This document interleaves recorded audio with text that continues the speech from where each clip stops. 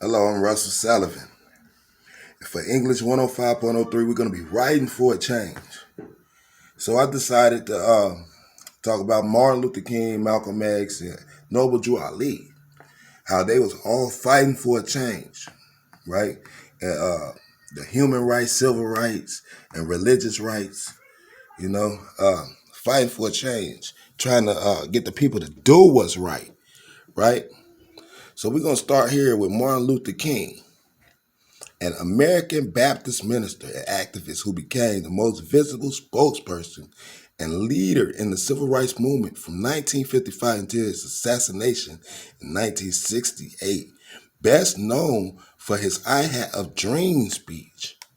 And we're going to move on to Malcolm X.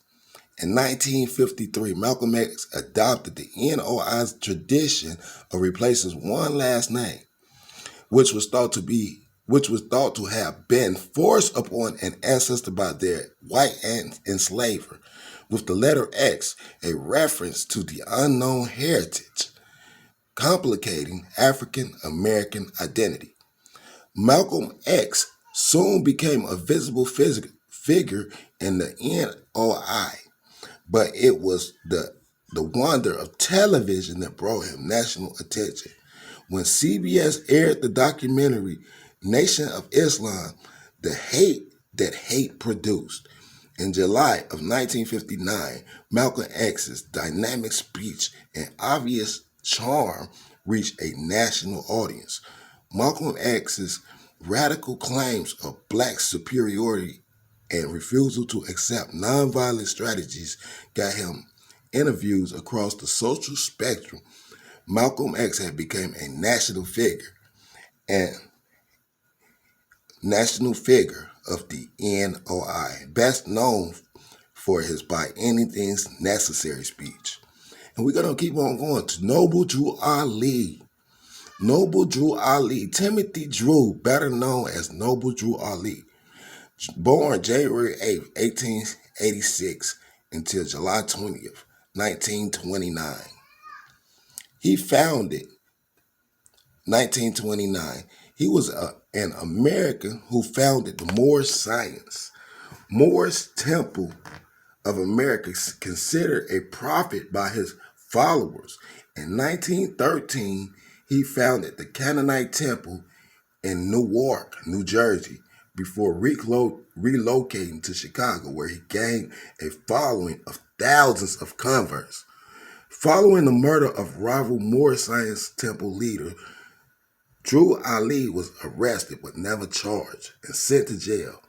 He died in 1929, shortly after his release. And that brings me to me. I say, be the change. In 1913, from 1955 through 1968, we seen and heard Noble Drew Ali, Martin Luther King Jr., and Malcolm X bring wisdom, knowledge, and their best understanding in how to fight for our civil rights, justice, and human rights. Both Malcolm and Martin alike being assassinated, with each of these men being religious leaders. They had the authority to achieve heights that are very difficult today because of the ignorance our people have allowed upon themselves through lack of study. Though these men have given their lives for a just cause, we as people have not lived up to the example set before us and have allowed entertainment and laziness to overshadow the importances our ancestors set fighting for civil rights, human rights, and justice for all.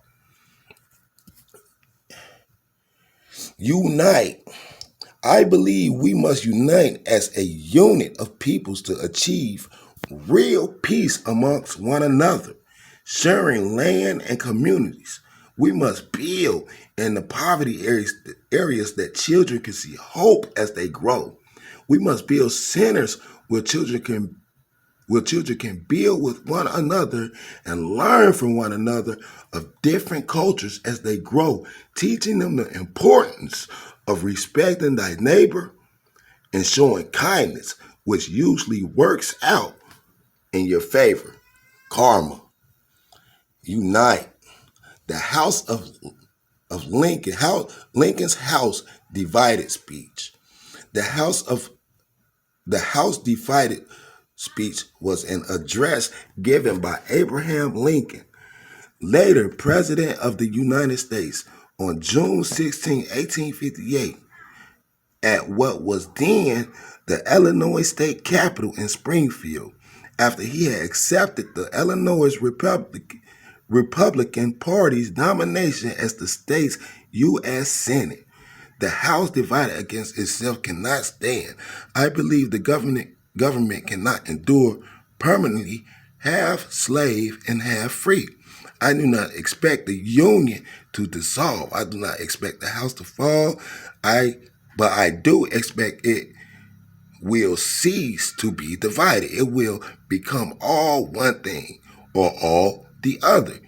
Either the opponents of slavery will arrest the further spread of it and place it where the public mind shall rest in the belief that it is in course of ultimate extinction, or its advocates will push forward till it shall become alike lawful in the United States as well as new in the United States, old as well as new, north as well as south, right? And we're blessed that they was pushing toward extinction, to get rid of slavery, to abolish it, and the only way it still like lingers around is like through the jail systems and prison systems.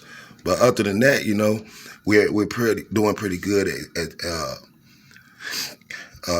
pretty much abolishing the slavery. Now we just got to get rid of the ignorant mind state, that people have, when it comes to racism. I look at it more as like just an ignorant mind state. So with that, I'd just like to say thank you. Peace, love. Bye-bye.